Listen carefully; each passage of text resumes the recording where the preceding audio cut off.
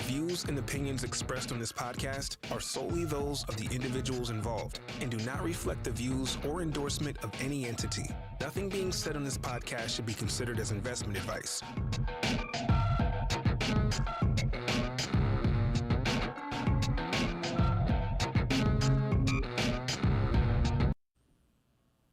GM. Welcome to 100 Proof. This is your weekly show covering all things NFTs, and I am joined here by the one and only Amanda. It is so great to have you. I'm glad to have a little upgrade today. I know that Derek's out of town, and someone asked me if I could just come sit down, and I'm here for it. This is cool. It's comfy. Yeah, and for people that don't know, you're kind of our head of all things culture and community, which is great. Mm-hmm. And you have your own little secret show you might be working on, which is going to be fun as well. Yeah. There's a little alpha there. Yeah. Also, Sam's here. NFTstats. He shortened his name. Sam, Director of Research at Proof. Good to have you here. What is up? Yeah, I have wanted that. I've wanted NFTstats for a long time, and it was taken, and then whoever had it just let it expire. So I picked it up, and I'm no longer NFT Statistics. I'm not NFTstats. Good to be here. So much easier to say for me. For some reason, that's a really... you know how you have those words that you just can't... Yeah. I've always called them NFT stats, so it's nice that that's the case. So awesome. Well, we are stoked to be here. This is going to be a fun show. We've got a lot to cover. We are going to be covering our 1 ETH picks today, which is great. We haven't done that in a while. Yeah. Oh, I think we've got some fun ones. I'm really excited for it because I've always wanted, this is always like my favorite little segment, just because I think, there's so much good art and so many good projects under 1 ETH. So I think it'll be really fun to dive into that. Yeah, and we're also going to be covering a little bit about Blur's recent changes.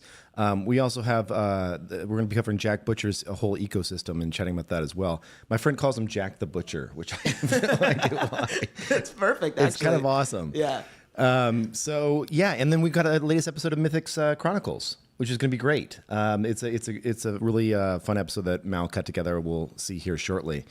And of course, follow us we are on Twitter under Proof Podcasts. And if that is all the latest content from Proof, that's just the content. So if you turn on the subscribe button and notifications button, you'll get a little push notification on your phone. Anytime we produce any new piece of audio, video content, goes right out there. So, all right. So for also a quick reminder, if you're listening to this on Spaces, and you're wondering why we're talking about so many different visual things, it's because this is a visual podcast and we have a live stream going on right now on YouTube. So the bulk of people are over on YouTube watching it there. You can join us, and do we have to do short link for YouTube? We need our own little tiny short link for that. We should. I hope we do, but maybe not. But just look us up at Proof. You should be able to find us, subscribe, make it nice and easy for you. I'm going to be doing double duty as, my role as social chair to read all the comments. So I'm here. I'm going to be co-hosting with you. I'm going to be reading your comments. It's gonna be a fun one. It's Friday. We'll have fun. It's Friday. Do we have a shoe check-in? Because Derek and I normally do shoe check-ins. Did you bring anything awesome today? I mean, just a classic beat up Jordan 1s lows. Love it. Not bad. Oh, nice. Are those the Tiffany ones? They got the Tiffany ones. Yeah, decided to go Tiffany. So those are. I didn't even know we were both rocking those, but those are what, Air Force 1s? Yeah. Nice. Yeah. So nice. Little Derek typically brings the thunder when we do the show. But that's pretty good. That's a classic right there. All right. Well, let's start off by talking about last night. You and I were on a podcast that turned professional wrestling match / podcast. It was a wild night. It was a wild night. Shout out to Began. Sorry, I'm such a plebe here. I don't know how to do this. Let's do this. It's okay. Such a plebe. Take your time. Right. We've got a little... There we go. Shout out to Began, who is a Proof Collective member and a Moon Bird, has been here from the beginning, has been working on IRL Alpha, which is an IRL show in Venice, out of this beautiful, cool studio, this old school studio with art from all over from, decades and decades ago. Yeah. It's a really funky spot. And it's just it's not about any certain specific community. So it's just a culmination of everyone who just loves NFTs. A lot of really spicy takes. We had Patrick Amadon as one of the people who was on our panel. We had Bear Snake from Forgotten Runes. You guys should check it out. There's a Twitch stream. I think it's twitch.tv/BeganBot, where you can watch the replay. But why don't you tell us what happened there? Yeah, I mean, the thing I didn't know walking into this, I was like, okay, what's this show all about? You're like, you got to come, like, blah, blah, blah. And everyone was so friendly and so full of energy. And I'm like, okay, this is kind of a rowdy crowd. Yeah. And I was like, I haven't been to a podcast like this in a while, you know? And it was like, the crowd was spicy. There was substances going around. There was beers and there was like smoke of weed going on. And then everybody started getting crazy. And there were like hecklers from the audience, and it was just actually a lot of fun. It was a lot of fun. When I walked out of there, I was like, more podcasts need to be like this, because I just didn't know what was going to happen.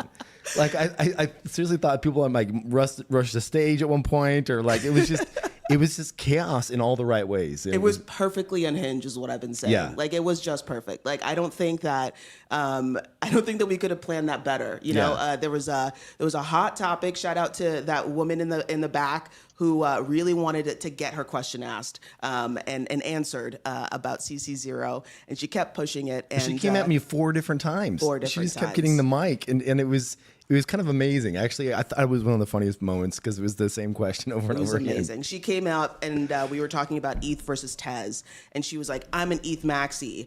Kevin, I have a question for you. Why CC0?" Like, it was just like it wasn't even like a nice smooth transition. It was perfect. But shout out to Patrick Amadon, who is a CC0 artist himself, and Bear Snake from Forgotten Ruins. I don't think they're CC0, but they're like, they're just sort of pro Web3 culture and all of that. And so I think that it actually made us, it was a really interesting moment, because it was basically like listening to the worst FUD, but in real life. And then you realize kind of how silly it can be sometimes.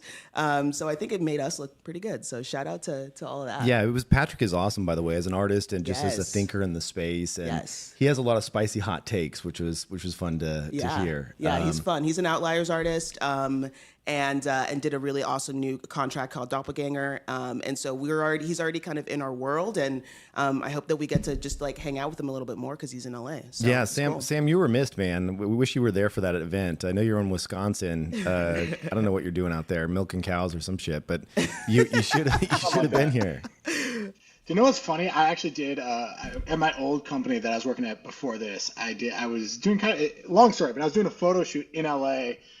And we went to this apartment building, and I saw a guy with a Bored Ape Yacht Club sweatshirt at that apartment. I started talking to him. I think it was BeganBot. So really? I've met that's that guy amazing. before. Amazing. Like a year and a half ago in some random apartment building in LA. So if he's out there listening, that's nice awesome. Meeting you a year and a half ago. Yeah. He's got some serious energy. Yeah, he does. I sat next to him, and they're like, actually, when I walked out afterwards and I was like, getting ready to leave, and they're like, he's always like that. He's just got just insane amounts of energy that just flows. And I'm like, I'm so jealous. I know. It's like that. It's like a Justin type of energy, but on a different, maybe even sped up a little bit, like a couple like notches. If Justin had like a triple espresso. Yeah. Like that's what was happening. It was pretty awesome. It was great. All right, so Sam, let's talk about the market, man. I mean, gosh, this morning was crazy. I looked at the market, I was like, holy shit, like things are pumping, like some of our stuff, and like, so what's Azuki, yeah, what's new, Sam? Man, it has been an absolutely insane week. I think last weekend was pretty much the worst weekend I think on record for NFTs. I mean, you had projects across the board just completely tanked, and I think that there was kind of this environment where people generally assume that projects aren't going to be going down more than like 5% a day. And a lot of that was because just the way that the incentive structures are out there, when projects get a lot of volume, that's when bidders want to come in and earn points. And you kind of had this paradigm where it's pretty safe to lend 15% below floor because you could unwind that, or it's pretty safe to bid for a lot of NFTs, a few percent below floor, because then you could just sell them to the next guy. And things weren't moving all that quickly. And then suddenly with Azuki and everything that happened, we had 15% moves in one day, and people lost a lot of money. the bids kind of came out and everything just completely crashed. So that was last weekend. And, then you kind of had a little bit of a rebound and pretty steady. And then this morning, just things ripped again. So, my entire screen pretty much is green.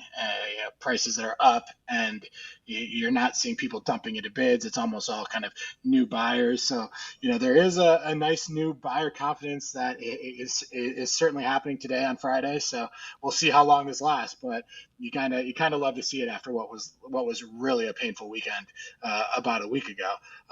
So I think that's kind of like the basic on the price action. Like when looking at art blocks, when looking at one-of-one sales, art blocks, like while everything was crashing, art blocks didn't as much, and I think a lot of that was art blocks floors really rose a lot with that first Sotheby's auction.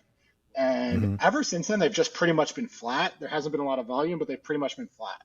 So you haven't really seen kind of all the movement that you've seen in other projects. And one-of-ones have been really quiet. I was for this morning's show, I basically had no one-of-one sales to talk about. Like there's pretty much nothing that happened in the past 24 hours above 2 ETH. So one question about the art blocks has really slowed down. Yeah. One question for you, Sam, about the art block side of things. How much, I know they're not blocking royalties, royalty, zero fee royalty sites, but they also have a funky contract. So it's been harder for some of these zero royalty sites to kind of incorporate art blocks. How much of that do you think is just because there's not, the liquid market, say, of a blur behind the scenes on art blocks that you can't really dump into it, right? So is that part of, and then also you have to imagine there's a collector mindset with art blocks that's there for the art. They're not there to, they're probably a little bit more long-term holder focused, I would say. Do you think those two factors play a part, or what's your take? I think it's hard to say. I mean, art block, like Chromie Squiggles are probably the best parallel because it's a 10,000 piece collection. They're always buyers and sellers. Like, I think, yes, people are long-term holders, but at the end of the day, they're buyers and sellers for everything when they're 10,000. So I don't think it's too fundamentally different, but maybe a little bit. But yeah, look, I think it certainly helps that you don't have this dynamic that you have with other projects where there's always the fear that someone's going to dump a ton of NFTs on you. That's kind of lingering there. So, I've been pretty outspoken that I think that the incentivized bidding process has transferred a lot of supply to people who have zero interest in holding them in a bit of an artificial way. And I think that that Chromie Squiggles not having to deal with that, like, just removes that overhang for the project. So I think that's certainly a positive, and I think that's helped over the past couple months. That said, Chromie Squiggles, when everything was dumping Chromie Squiggles, like whenever everything's basically dumped nonstop since February, which was when incentivized bidding started. But when from February to May, when you were really seeing, that was when Moon Birds were weak, Doodles were weak, Bored Ape Yacht's basically been down only since then until, with a couple jump ups, Chromie Squiggles were weak as well. So you were seeing some of the negativity kind of spill over even into collections that didn't have incentivized bidding. But the past few months, they've held up a little bit better. I'm sorry, the past few weeks since that Sotheby's auction.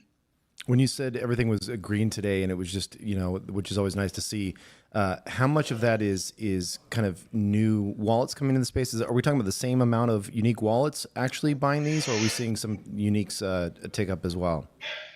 One of the cool things that's happening is if you look at who the buyers are, it is a diversity of wallets. So it's not a thing where, who knows? I think that most of the buyers still tend to be kind of flippers and short-term players, but you're at least seeing a pretty wide breadth of wallets. I will say it is harder to wallet track right now because, between BendDAO, Paraspace, and Blend, a lot of Bored Apes, a lot of Azukis, a lot of Mutant Apes are being held by single wallets that just hold all the lending all the lending kind of NFTs. So when people are looking at charts of Bored Ape unique holders, and it's certainly been going up over the past few weeks, but a lot of those charts you have to be careful with because, if people put kind of into Blend, and it's very rational to borrow money on Blend because you can do it at 0% and limit your risk and get some ETH back. When people do that, that's transferring NFTs to the Blend wallet, which holds all of the levered Bored Apes. And so the unique owner numbers that almost every Dune dashboard is going to show you have a little bit of a kink there. It is a little bit hard to drive too much information from them because it also reflects kind of how many are actually being held versus how many actually have loans against them, and so many people are taking loans, especially given you can do it at 0%. So it's just there's no real reason not to at some level. So Sam, I know you're still out in Wisconsin. Are you still farming yourself, or have you stopped? I only like to Got do enough the farming now. airdrop farming for like two reasons. One is because it helps me learn.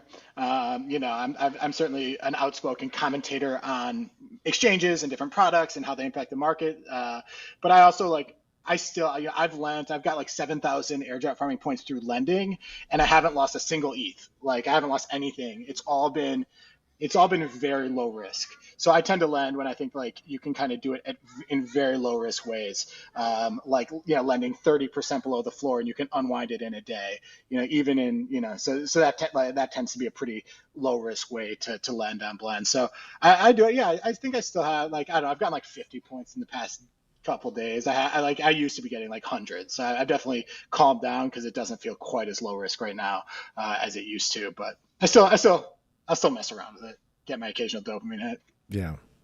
What's your latest? Are you buying? You just holding your bags, Amanda? Are you doing any blend action or any blur action? I'm definitely not doing like blur blend like farming. I can't do it. I don't have the time to like sit and watch it. Like I couldn't do it. And so I mean I think over the last year I've just been finding things that I can just like sit and hold. You know, the last thing I did buy, I know we're going to talk about this later, but I did buy Opepens like 2 or 3 days ago. So one of the easier ones that I've done is one of the easiest ways I think to make money is like understand a collection, especially one that has volume, and just swing it.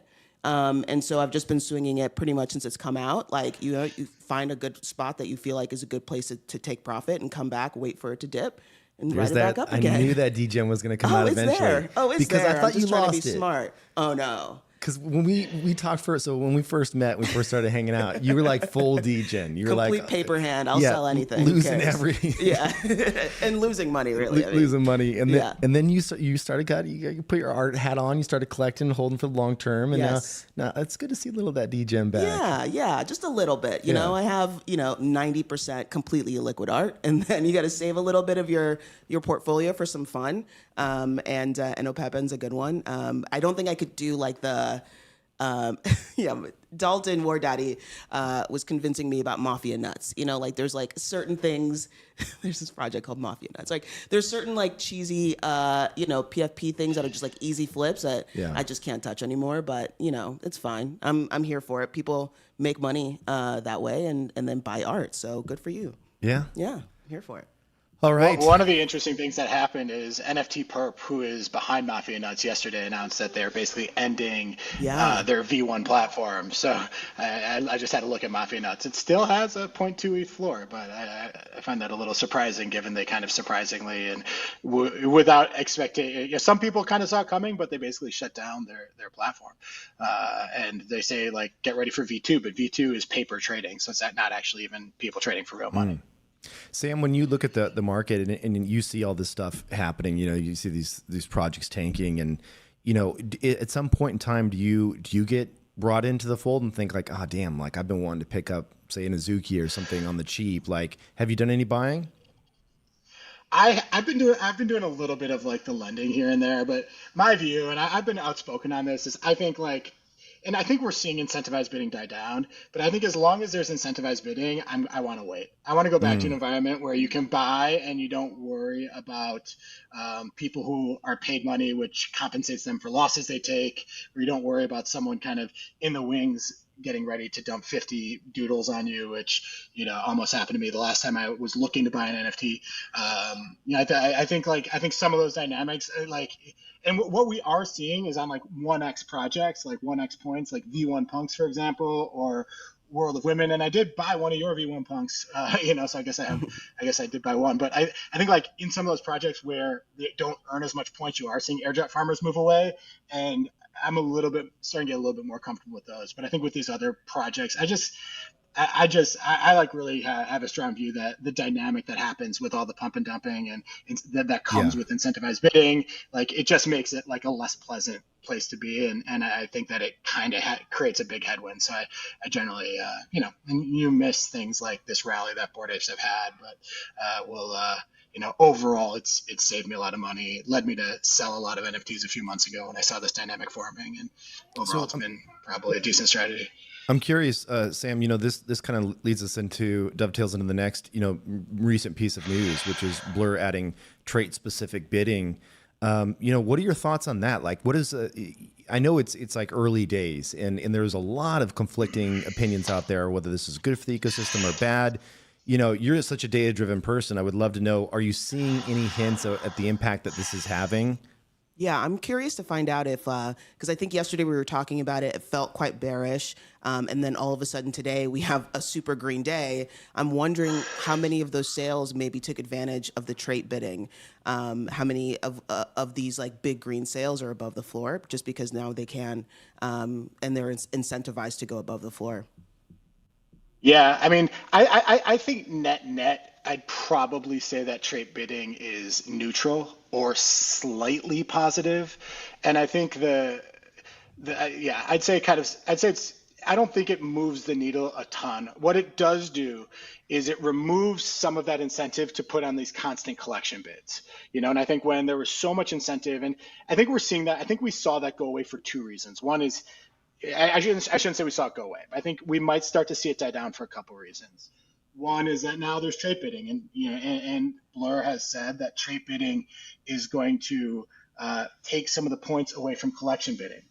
So it's not going to add more points that you can earn bidding on Azuki or Clone X or Doodles or any of those projects. It is going to take some from the collection and move it to traits. And I just think that's good because there's been so much activity just around the floor.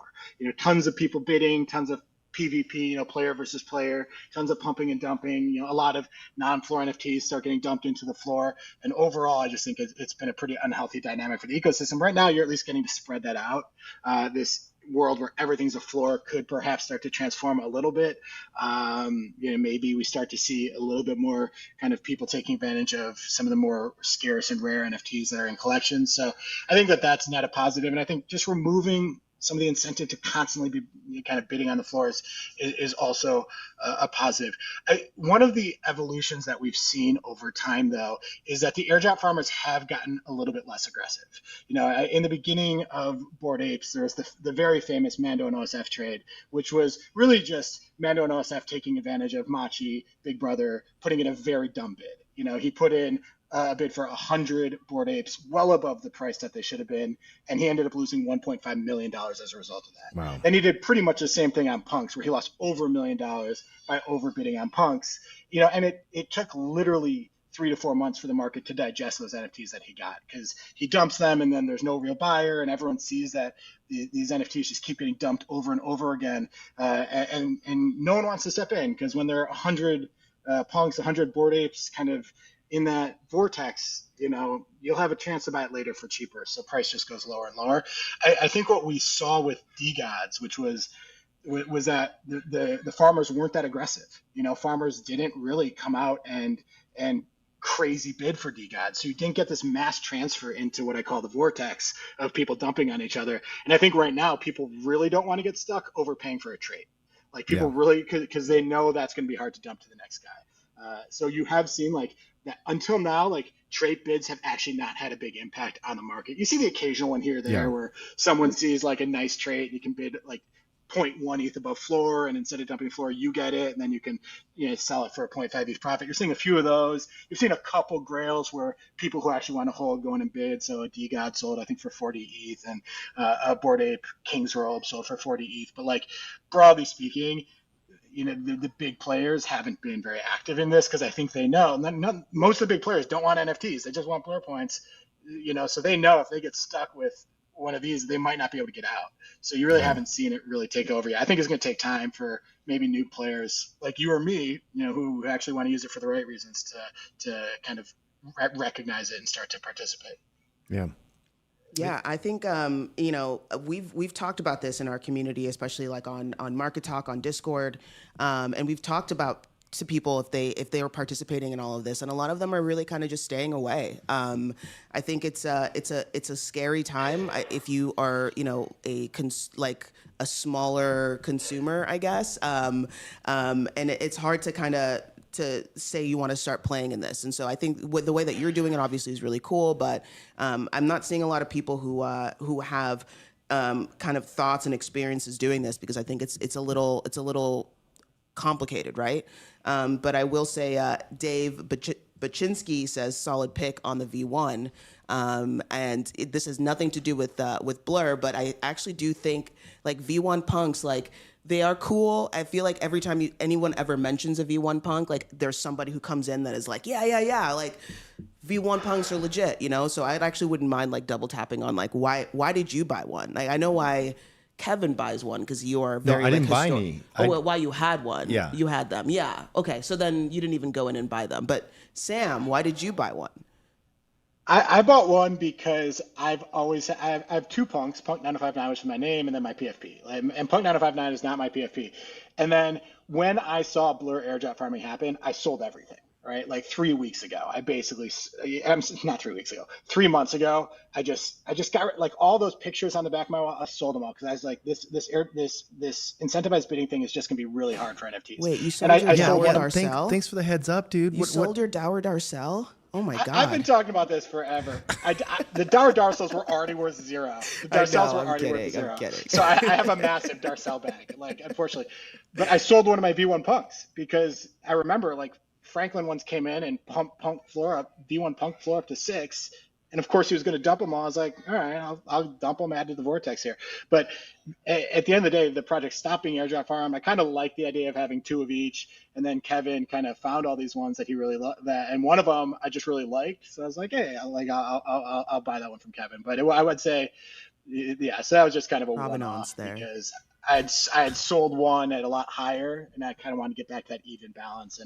And Kevin had one I really like, so that was that. But I think to the point about being scared, you know, with Doodles is a collection I've always wanted to own 3 because I have 3 kids and I wanted one for each of them. And I owned 1 Doodle and went to buy 2 more. And as I was looking around, someone dumped 80 of them. And my next move was I said, the person who bought these from the person who dumped them is also going to dump because no real holder puts in a bid for 80 and gets dumped. You know, like this is another airdrop farmer now owns 80. So I need to sell mine before he does. And it actually turned me from a buyer into a seller because I saw 80 get dumped. I knew the person who got dumped on, was going to dump too. There were people getting paid to bid on mine. So I dumped mine and more got added to the vortex. So I think that's kind of an example. That's kind of an example of the impact that people have, I think, when the whole marketplace is this player versus player world. Yeah, I mean, we had a very active and amazing and wonderful community member who just basically sold his entire bag of NFTs. He was feeling incredibly bullish and hopeful and understanding of like what it means to be long term here and was aware of all of it. And I think one day he just snapped. I think that was the trait bidding thing with Blur, or even this concept that season 2 will never end.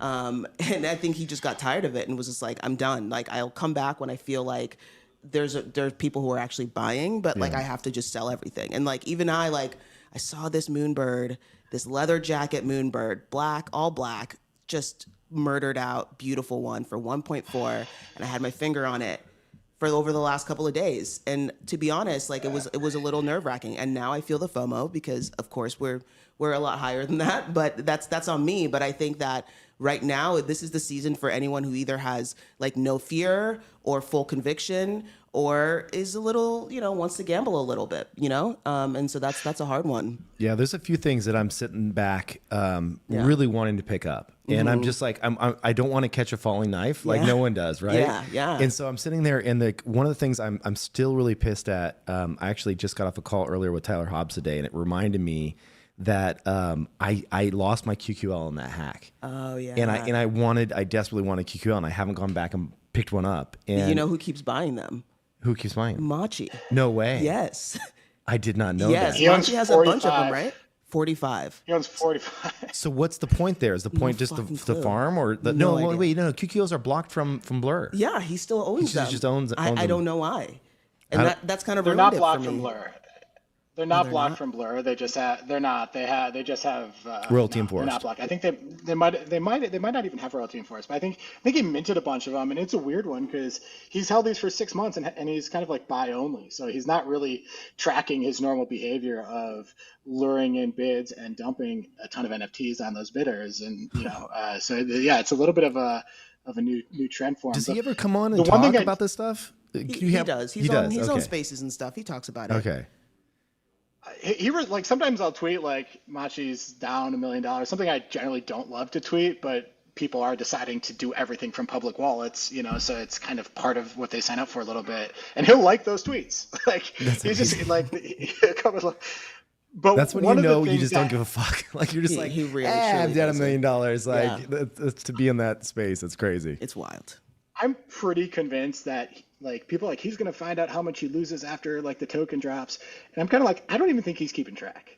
Right. I think this guy actually just is not bookkeeping how much he's down. Yeah. But it kind of does bring me to the other thing I want to mention, which was that in the thread announcing kind of trait bidding, they also said that season 2 airdrop farming basically has no end in sight. They said that this season we have 3 more tech releases ahead of it. We're not even going to give you any visibility on when this is over. We'll give you the visibility later.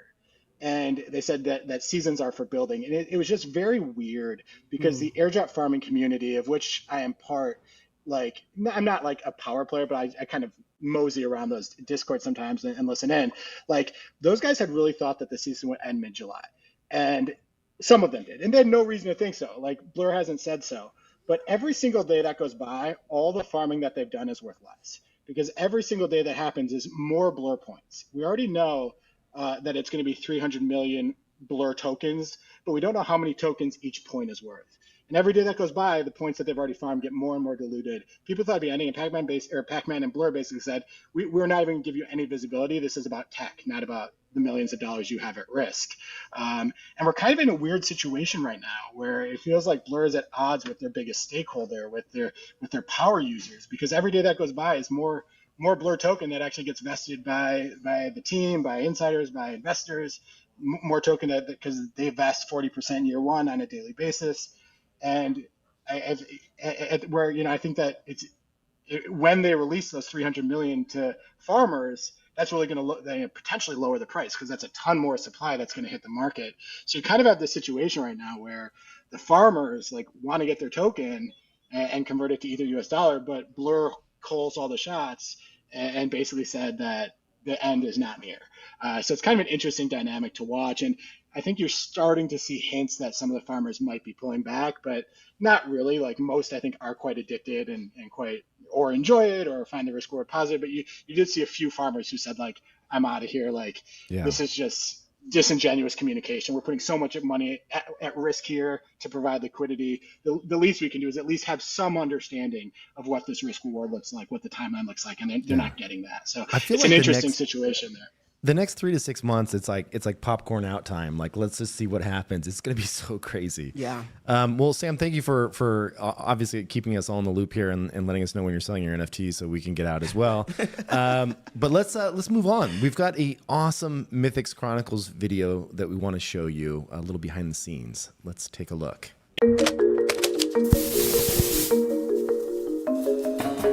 Do you know how many separate assets you guys have actually created? Do you want to take a guess? I'm going to say 725. There's 931 nice. Separate assets that we have. Man, we got to get to 1,000. What are we going to do?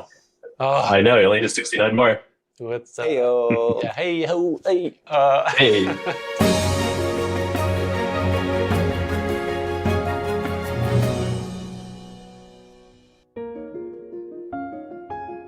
Wow, they're going to see my baby fridge and be like, this guy has a baby fridge? How you doing? Oh, hi. What a surprise. Come on in. Walk this way. My name is Luke Harrington, Illustrium, and I am an illustrator at Proof. Primarily, it means that I'm one of the artists who works on Mythics. Colin had been spreading rumors about my death. Flashback. As you can tell, he's no longer with us. I'm coming for you, Colin. I'm coming for you, and I'm alive. This is where the magic happens. Oh, the magic. The hoodie layer, this is the kind of thing we want to see, like, how does the mask sit? And I can see right here, the ears poking up over the top. So we made the cool masks, we're all very happy with it. And the mask is a problem. So I guess I'd like to introduce Ryan. He is our director of engineering. As the art team kind of wrapped up the art, We knew that it had to be compiled and made into a collection so that we can kind of get more eyes on it, find the things that aren't working. Yeah, it's been a lot of fun working with you guys. Each mythic is randomly generated from a set of traits that are all based on the assets that the artist made.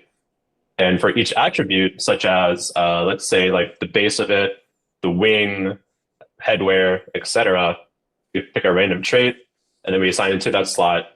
But in that process, there's a lot of combinations that do not work with each other. And so we have this concept of filtering that allows us to control exactly what traits are picked in the final mythic. But then there's the other side of it, of getting excited about an idea, like what if this bird as a set exists, which happens a lot with the bodies or body-specific traits, and those do have to go together. So although we kind of just hand them all off in these separate pieces, being able to communicate that to you and have you kind of ensure it's working out correctly has been really invaluable. I think Eli asked me, he said, it'll be perfect in the final thing, right? And I'm like, perfect? What is, perfect? I don't know. We did, we are humans, so. So this is part of the code that defines all of the rules that in some cases absolutely paired together and some cases are not paired together.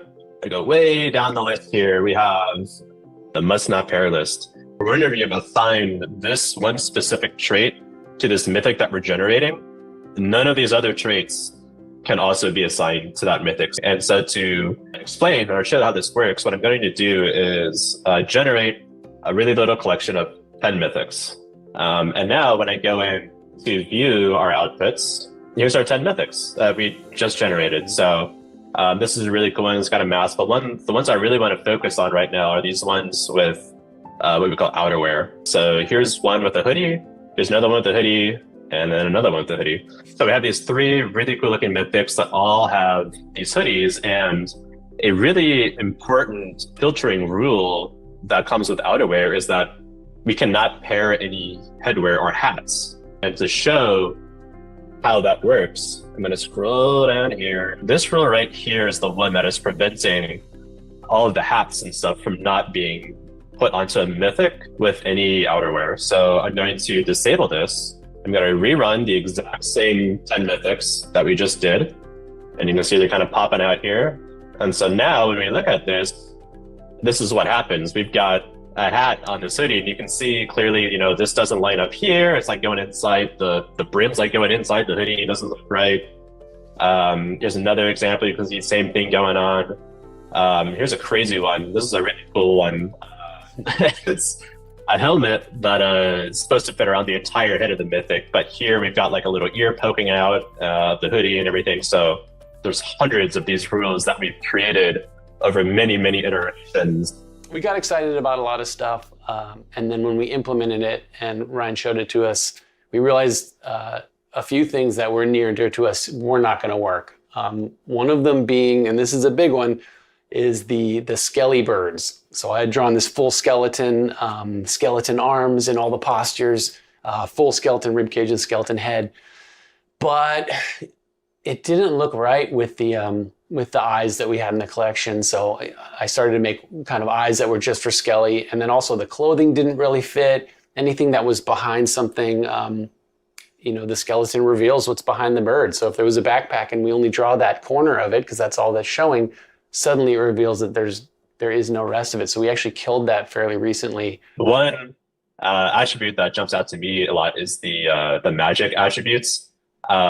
The magic attribute is a really, really cool one, and there's a couple of different variations of it, but what makes it really cool is that it kind of wraps around the mythic body, and in doing so, it can become really tricky because you have to simultaneously have one flat layer that is both in front of and appears to be behind the mythic. Hey man, thanks a lot for stopping by and talking DNP with us here. I guess we got a lot of work to do still, so let's get after it.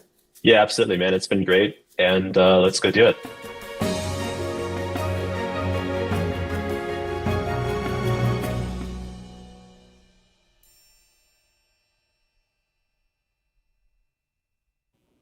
That was awesome. That was so cool. That was my first time seeing that video. Yeah, me too. I got to say, it highlights a couple things. One, you just see how much work goes into this behind the scenes. Yes. Like, it is not just as easy as people think. Yeah. The DNP, when they said at the end, the do not pair list is, I did it for the first collection of Moonbirds with Justin, and it was just the two of us. It is just, I mean, when you're looking through 10,000 and you're making sure that these things don't overlap, like I literally was just bird after bird after bird going through and finding these. And we thankfully have a much more elegant way now with code and whatnot to check for some of this stuff. But yeah, I mean, I think you can just sort of tell that, you know, Justin and you and just everything that we do, we want to make sure that it's really great. And so even with Moonbirds, like as I'm scrolling through the Moonbirds collection, it's just such a really good, aesthetically pleasing collection, is because you guys really kind of took the time to make sure that they all looked really good. There's a couple I go back and I look at, and it still bugs me. Really? I can't say which ones they are. I don't want to kill them, but like there's a couple where I'm like, ooh. But I think this one is going to be even harder because I think, what did we say, 37,000 that we're generating? Yeah, exactly. So, obviously not that many be, will be minted, but yeah. Not that many will be minted, but even more than 37,000 will have to be gone through to actually pare down to 37,000, and then the entire community will then kind of curate that as they choose. Yeah. So it's a lot of work to go down to, you know, just a few thousand, or maybe 10,000, 13,000, who knows? But like, it's going to be a really fun time, and I think that means the collection is going to be just absolutely perfect. So I'm excited for it. The art is just so damn good. Like It's so I good. feel like when looking at some of that stuff now, like this is the first time I saw some of those attributes just now, and Yeah. I was like, hot damn! Like our team did a really good job on the art. I'm having a really fun time. The engineers have a generator, like, I don't know, platform. Yeah. And I've just been scrolling through. And sometimes you'll see me if I'm really excited, and if I've just been scrolling through, I'll just drop one in the Discord, just to kind of get everyone excited. Because like, I think people don't think that all of them look this good, but like every single one of them will look good. Like I'll just pick a random one and be like, see, like we're not finding like rares for the previews. Like they're all this good. And so I'm excited for everyone to kind of see that. I'm glad they killed this skeleton full Yeah, body. that one looked a little intense. It was a little too much like, it reminded me of like having like a chicken dinner or something and finishing the bones Yes, and just like yeah. seeing the bird carcass lay there. It was, I don't know, something about it was The a little ribs. bit. Yeah, The ribs are I think it was weird. the wing on the side just like got me. I don't know. Anyway, that was awesome. Kevin, Yes. Kevin, you kind of piqued my interest with that comment, like about different Moonbirds traits. But so maybe not talking about traits, but are there any like big picture kind of lessons that you have from the art from Moonbirds in terms of number of traits or rarity or things like that you kind of walk away from and think of? Obviously, not going to specific traits you like or don't like. Yeah, I mean, when we were first putting together the collection, and we knew it was going to be generated, and we wouldn't have absolute control over the exact numbers. So when you say, okay, give me, well, there were certain ones where we could hard define. You could say, okay, I'm going to manually create these. Mm-hmm. Those are like our Jade collection, or some of the ones that we just like the glitches. Like we had those defined and we inserted those into the collection. And then other times you're like, okay, I don't know how many of these should exist. Like you kind of more or less know like a range. You're like, okay, if we put this and give this much weight in the system, we expect there to be somewhere between 300 and 500 of them generated, right?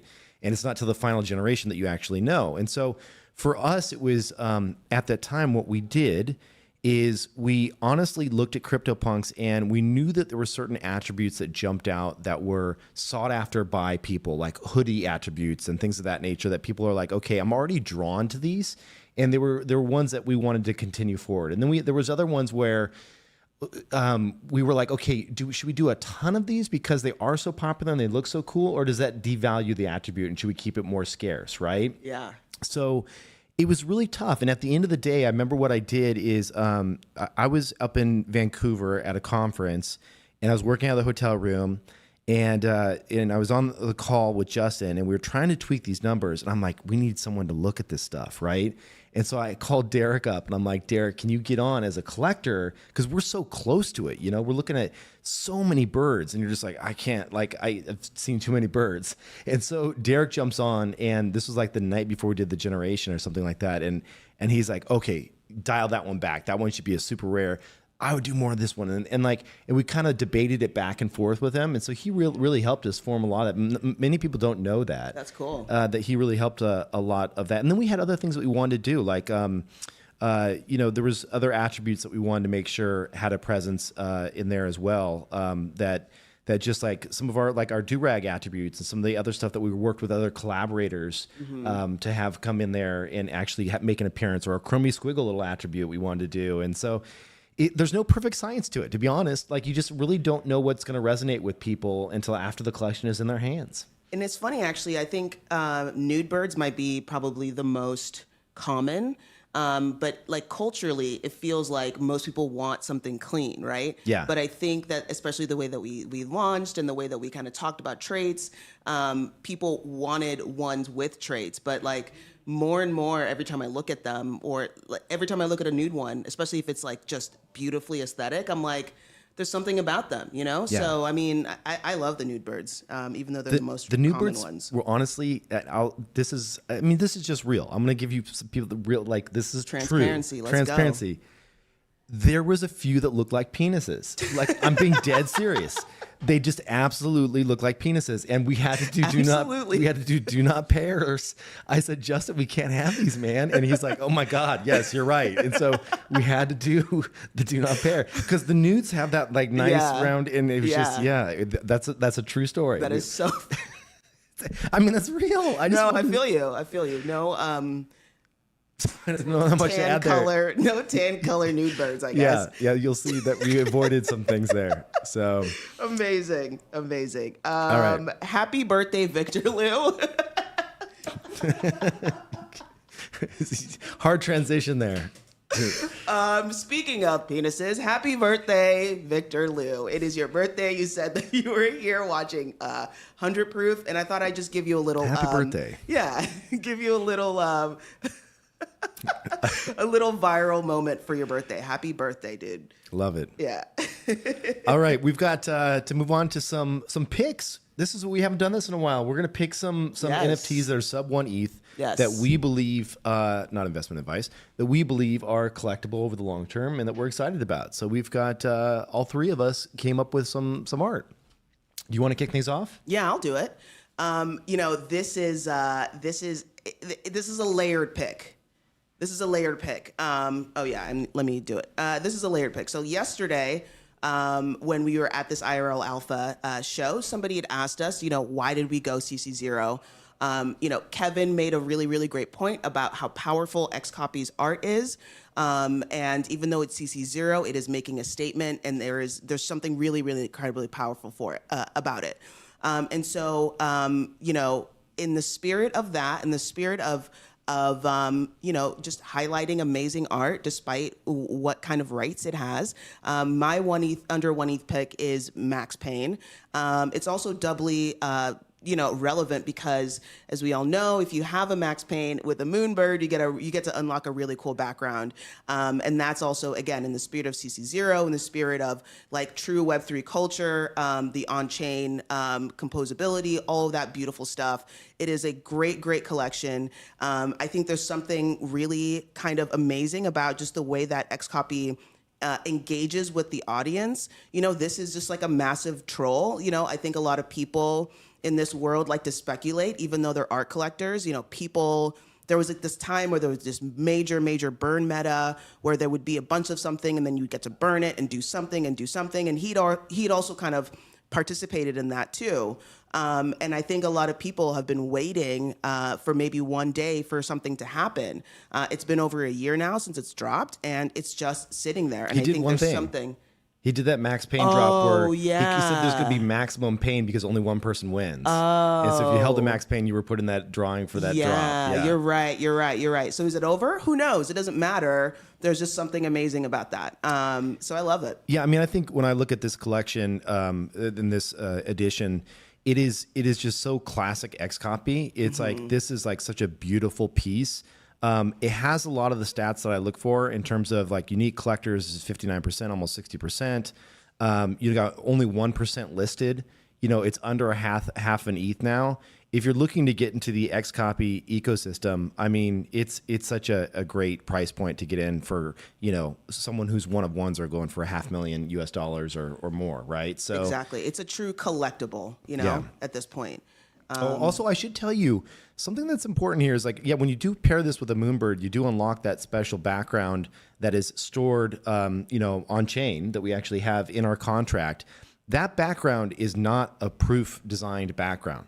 We actually went to Xcopy designed and sent us the asset for that background. So when you're actually transforming your bird and getting that background, you're getting a piece of Xcopy art behind the scenes as that background, which is pretty cool. That's a good thing to clarify because I don't know if everyone kind of understands that. And I think, you know, people thought we were doing an Xcopy drop, still might, who knows? I don't know. But this is still, everyone can still have a little piece of that. So you have a little kind of double dip. You get a little bit of Xcopy with Max Payne and then you get that on your background. I think it's really cool. It is cool. Yeah.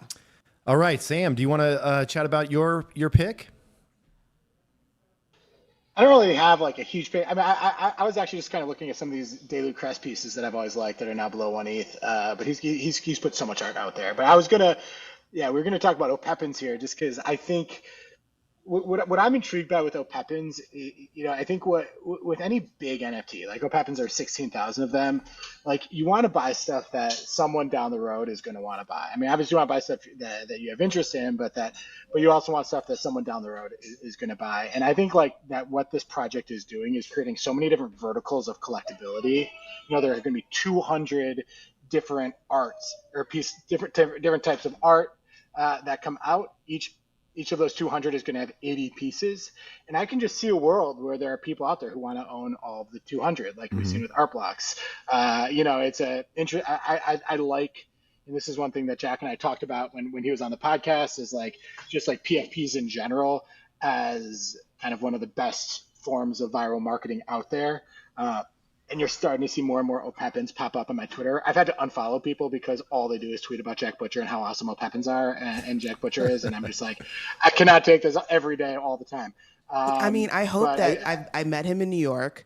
He has a great, cool, like demeanor, and I think that he can handle it. But I hope that it all works out for everybody who is such insane fans of Jack Butcher. Like, I think it's getting to a crazy level, and that's what makes me bullish. But I just, you know, let's hope that he's Teflon. You know? What are you worried about? Like, I don't know what you're worried about. They love him too much. What if he really upsets them and then they get really mad? You know, that happens sometimes with people that. For sure.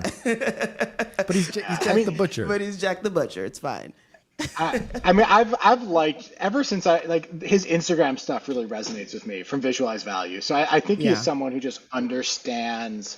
He just understands people quite well, and he understands viral marketing quite well.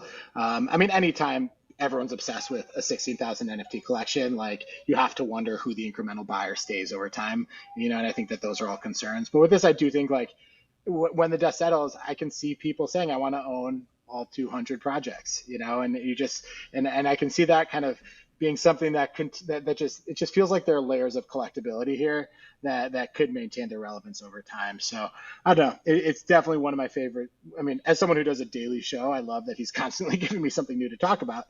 But also, it's just an interesting project to follow at a lot of different levels. Yeah, I do love. At first, when checks came out, I wasn't really familiar with a lot of the stuff that, you know, he was working on. And I was like, oh, what is this? It just looks like a Twitter check, you know. And then as I kind of dug into some of the mechanics and gamification that he was applying to this stuff, it's clear that, like, your point about, you know, just understanding the social dynamics of people and collectors is he's legit. Like he really knows the game quite well. Yeah. And also these are beautiful. Like, at the same time, like, it's not just, I'm drawn a lot more to these than I was to the kind of checks mechanic. So Yeah. and we did see this, Sam, your point with the art blocks. I remember when the season was coming to an end and they finally said, hey, we're putting a hard cap on the season.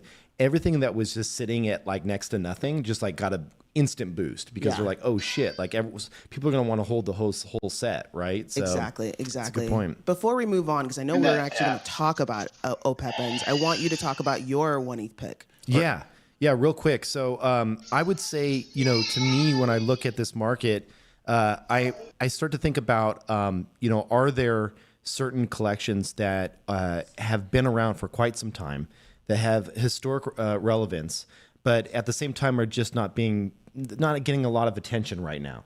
So what are the ones that when we go back in time, we will say, oh damn, like we should have been paying attention to this because this is some of the first, right? And we've talked about these collections before, but they're kind of just like hanging out where they are. So crypto art, this original kind of I don't know if this was a generative collection. It was basically using a bit of the blockchain data to kind of visualize the blockchain data. It's not necessarily the most, like if you zoom in on one of the pieces, it's got a little tiny design for each bit of the blockchain data inside of these squares here. But it was very early. So, some of this, I don't know how we necessarily like put that in a frame. And if people walk into your house eventually and say like, oh, wow, you have one of those, to me, it's not, I don't know. I'm just not really drawn to it. Doesn't pass the wall test. It doesn't necessarily pass the wall test for me, but it is something that is, if you take a look from a historic perspective and when it was actually created and minted, it is one of the very earliest kind of quote unquote generative type projects, July of 2018. And so you got a floor price of 0.07, which is just crazy. I don't know. I own a few of these, and the reason I'm just sitting on them is because at these prices, like, why not pick up a couple for something that's historic? And then if we jump to one other collection, I just want to mention. But first, I also want to say Seb is one of our proof artists. He's a deep member of our community, of our especially our Proof Collective community. So shout out to Seb, who created these. And we're just so, we want everyone to know about this historic piece of art that you've done. Yeah, Seb has been such a nice person to interact with over the last few years. Like I started chatting with him way back in the day, before Proof, and it's such a great human. So always happy to put a spotlight on great humans. Another one, this one here, the K compositions. So this is April 2019. People are catching on to this one. So this one's only 250 items. The copy in this says it claims it was the second ever full generative NFT project. I've heard people say, well, it was the third, and like there's arguments around what was and is and wasn't actual generative art in the early days. But regardless, these are now at 3 ETH. There's only 250 of them as a floor. Very, very, very early on the generative side. So, when you look at the peers here, what else do we have? We've got, autoglyphs. Autoglyphs are not 3 ETH. It's like you have to imagine that if you're playing the long game here, a decade from now, when we're all going back and looking at the history and the nice thing about the blockchain is you have that proven provenance and that the timestamp and when these actually occurred. If you look at something like this, you'll be like, wow, this was like first 3 generative projects, and at 3 ETH and only 250 supply. I don't know, man. I think I have 2 of them, and I was buying them when they were way sub 1 ETH way back a couple of years ago. But again, just reminding people, go back in time, look at the early stuff, because when the bull does return, you'll see that I think a lot of value is going to accrue here as well. And I'd apply that to things like early Gremlin stuff as well. Let's go. Like Cryptodes are sub 1 ETH as well, which is That's another a travesty. really fun. That's a travesty. Look at these guys. Ooh, with the little mushroom on top. That's dope. We got Sam's kids in the background too. We got stuff's falling over in the studio. Everything's breaking down. It's Friday. Friday vibes. I think a little Doge one. That one's cute. I agree. I think it's going to be really important if we are thinking about the future. We should always kind of think about the past. This is a pretty good time to start either anticipating what could be historical or going back and finding things that are historic. Especially at these price points. Exactly. You know what I mean? Yeah. Like, people get bored waiting. And you go back that far, and then what do you got? You got punks, and that's expensive as hell. So I'm just like, where are these buys way back in the day? Mooncats, another very early project on the PFP side. Yeah. There's just a Crypto handful kitties. Why not? Yeah, exactly. I think it's important to also, I think, not only when you're looking back at that, is it historic? And then is the artist or is the team or whatever, are they still active? Are they still around? If they are, it's a pretty good bet that that's going to be significant at one point. So, that's a good little non-financial advice pro tip for you if you're looking for things to potentially collect. Awesome. All right. So I know we wanted to do a little bit of a dive into Opepens, right? And actually talk about it, because this is something where it is more than meets the eye in terms of like a collector. You have to understand the mechanics behind it. And then Sam, do you want to like just give us the quick, I know we already jumped into it and you said you're excited about this, but again, just walk us through, what does someone have to do if you're a new collector and you're like, okay, I've seen these as PFPs. We've seen people talking about them, but how do I get involved and where are we in this project life cycle? Like what's the play here? Yeah, and for the record, I also own none, so I just want to make that clear. This is not pumping anything I own, just kind of a project I think is interesting. So you have the revealed and the unrevealed, and I guess start talking about the unrevealed. Each unrevealed is one of multiple types. It can be a 1 of 40, a 1 of 20, a 1 of 10, 5, 4, or a 1 of 1. Okay, and it's unrevealed, but you know it's going to fall into one of those buckets. And then there are 200 different groupings of art. We've been through 8 of them. I think we are on the 9th right now. And you can sign up for each one. And when you sign up, if you have the 1 of 1, you sign up to get the 1 of 1 from that group. If you have the 1 of 40, you sign up to get a 1 of 40 for that group.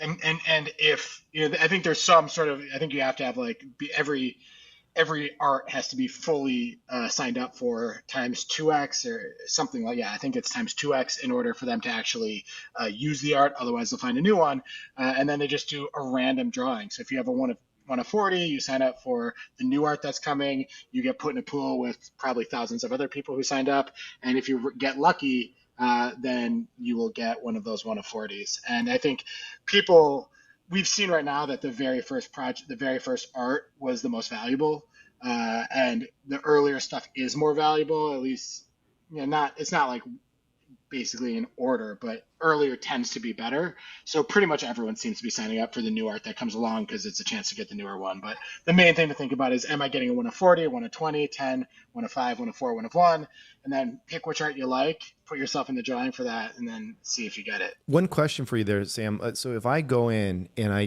buy one of these 1 of 40, right? So I've got this token that allows me to enter into these drawings. If I am selected, is that then transformed into the 1 of 40 and I have to go buy another 1 of 40 token if I want to keep playing the game? Is that right? Yeah, so the metadata on yours will change to be that to be that art, and I think that's a permanent change. And if you want to enter for future drawings, then you have to go get a unrevealed Opepen. So much fun. I mean, Jack is so good at this. This is the kind of stuff that I think that, for me, as someone that does like a little bit of the game, like this is like such great mechanics. Yeah, I feel like you'd be really into it. And I think, I've read a lot about him and the way that he sort of sees things. And I think he always starts with, what's the feeling that I'm trying to evoke, and then start to build some sort of mechanic around that, versus let me build a mechanic and then kind of fit it into whatever narrative that I'm trying to make. So I think kind of knowing that there's this sort of purity of it, and it always kind of comes full circle because you already know he effectively started from the end and then worked backwards. And I think that's really, really smart. And I think it's kind of getting a lot of he's getting a lot of respect for it, because it's a long-term thinking, but still allows you to be quite flexible as each season or each one kind of develops, right? So it's a really cool mechanic. So props to him. Yeah. And also the other thing Yeah, go ahead, Sam. The other thing I would throw in is, I think with all these things, there are a couple different things at play. Like, we were talking about checks a lot 6 months ago, and checks was all the rage, but then that checks thing kind of ended, and there are still participants there, but it's lost attention. The price kind of grinds lower now. So I think right now you're just in the thick of things with Opepen, and there's always this question, is this relevant in 2 years? And I think that's a bit of a separate question, but now, like, he brought Batstu in to do the art for one. I think, with Batstu come Batstu collectors, and then perhaps they get turned on. So I think now you do have have kind of mechanics in place for more attention to be drawn to the project, among the people who are in the space. And it kind of unites kind of the PFP world with the art world reasonably well. Obviously, to me, there's always the question of does this remain relevant in a couple of years? But I think for now, you're in that moment where it feels like this is where the action is. It's almost like 6529 vibes with the meme, you know? Yeah, I think it's a probably a big crossover of participants, which makes it fun, you know? Yeah. It does, but you also have to be careful because we saw just how much when those things that are so in focus become not in focus, what that can do to the price. But not to be I just think it's important to kind of 100%. give the full picture of how I think about these things. It's challenging because in one hand, if it does make the leap and the butcher becomes like a household name, I hope he's not offended. No, by I that. can't Like, imagine he it's would be. Kind I'm of sure badass, he's heard it. right? Yeah. So if he becomes more of a household name and like it's he already is, but like hits Snowfro, Tyler type level of kind of fame in our world. These things they'll probably increase quite a bit. So it's like it's hard to know when to dip in, and there's. You hold a couple though, right? Or I no? have a couple blank ones. I've never actually won. That's the hard thing is there's 16,000 of them. You have to the chances of you getting and being part of each one of these is low, right? Yeah. But I do think that he's announced that he wants to finish this by the end of the year. So it's not that much longer that you have to wait for you to actually reveal one. This is gonna be rapid fire then. Yeah. There's another one going on right now, and I think probably maybe one a week or something. I can't imagine because he says 200, and I think there's only like 180 days left in the year. So I'll be if he does it, he's gonna have to start going like 6 at a time. But we'll see. I'll see if I can find that tweet to see what he said. Crazy. Well, one other quick reminder: Sam sat down with Jack and had a chat. This was before the Opepens launch, but if you want to go back and watch that, we will definitely link that in the show notes so you can check it out. All right, I think that's it for this show. Yeah, it was thank a you great so much. one. Yeah, it was so awesome to have you in this seat, Thank and you. let's kick Derek out more often and have you in the hot seat here. And Sam, always great to see you. And when are you heading home? By the way, you out in Wisconsin for a while? 1 more week. Yeah. 1 more week. So I think next Saturday we're gonna fly back. But good thing about United these days, you can always change it. So you never know. But I think next Saturday. Love it. All right. Good to see you. And of course, every Friday at 10 a.m. Pacific is when we record 100 Proof. And I think Derek will be back next week. Yeah. I think so. I'll be there. I'll be there as well. So looking forward to it, and have a great weekend. We'll see you soon. See you guys.